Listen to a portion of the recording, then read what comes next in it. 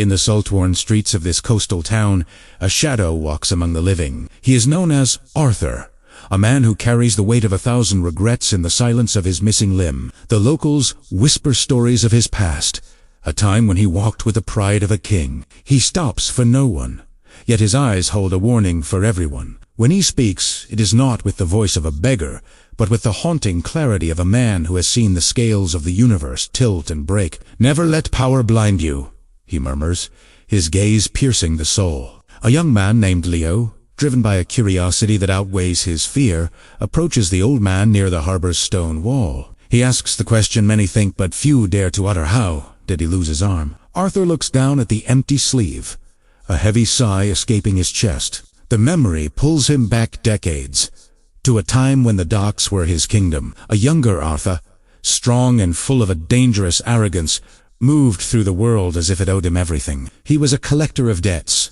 a man who valued gold more than blood or breath. It was on these very piers that he encountered Elias, an elderly fisherman whose only wealth was the day's catch. Elias stood over a massive, shimmering salmon, its scales catching the dying light. For Arthur, it wasn't just a fish, it was a chance to exert his dominance over a man who had nothing left. Elias pleaded for mercy, gesturing to his empty boat and his shaking hands.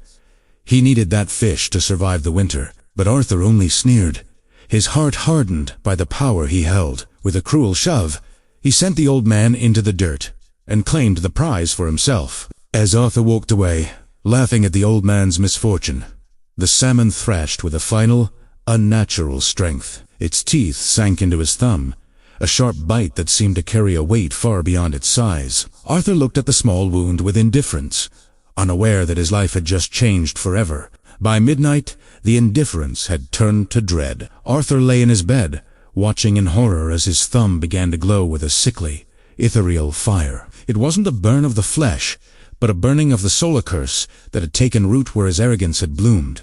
The days that followed were a blur of agony and sterile steel.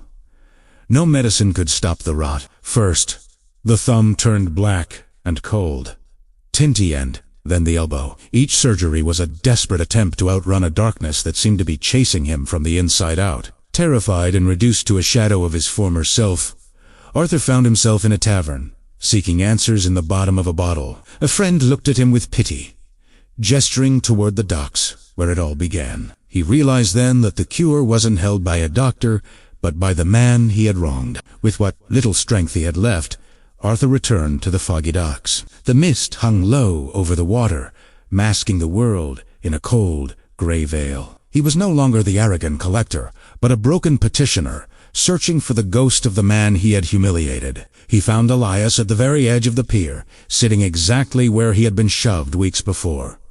Arthur didn't speak. He couldn't. He collapsed at the fisherman's feet, weeping and revealing the stump of his arm, a silent confession of his pride and his pain. The old fisherman didn't turn away in anger. Instead, he reached out with a hand that had known only hard work and poverty, and placed it gently on Arthur's trembling shoulder. In a voice as soft as the tide, Elias whispered his forgiveness, releasing the debt Arthur had never paid. In that moment, the dark fire that had consumed Arthur's life vanished. The coldness in his bones was replaced by a sudden, overwhelming warmth. Though his arm would never return, the rot in his heart had finally stopped. He breathed a sigh of relief that tasted of salt and second chances. Never underestimate the cry of the broken-hearted. Power is a loan, not a gift. Use it to lift others up, because the universe has a way of balancing the scales. Arthur looks at Leo, ensuring the young man understands that every action carries a weight that time cannot erase. With his story told, Arthur turns and begins his slow walk back into the heart of the town. He leaves Leo standing in deep thought, a witness to the living lesson of the fisherman's curse. The man with one arm disappears into the sunset, a reminder that forgiveness is the only true power. The ocean continues its eternal rhythm, washing away the footprints of the arrogant and the humble alike. Remember that the scales are always watching, and mercy is the only thing that can tip them back in your favor.